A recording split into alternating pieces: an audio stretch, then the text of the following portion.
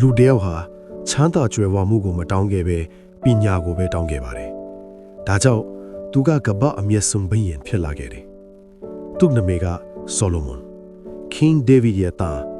Israel ရဲ့အကျော်ကြားဆုံးဘုရင်တယောက်။တညမှာတော့ဘုရားသခင်ကသူ့ကိုမေးတယ်။မင်းဘာလို့ချင်လဲ။သူက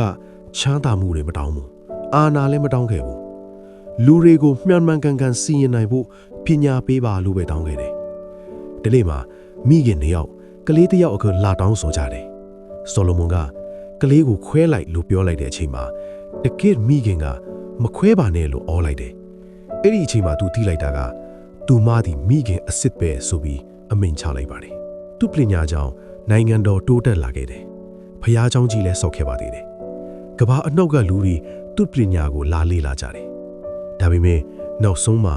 သူလမ်းလွဲသွားခဲ့တယ်။ပညာရှိတာတောင်မှန်တဲ့လမ်းကိုမလိုက်နိုင်ဘူးဆိုရင်အဆုံးမှာကြာရှုံးနိုင်တယ်။ဒါကြောင့်မင်းဘာကိုရွေးမလဲ။ငွေလားပညာလား။ဒီလိုသင်ခန်းစာတွေထပ်မံကြည့်ချင်ရင် follow လုပ်ထားပါ။နောက်ဗီဒီယိုမှာပိုမိုအားကောင်းတဲ့ဇာတ်လမ်းတစ်ပုဒ်နဲ့ပြန်လာမယ်။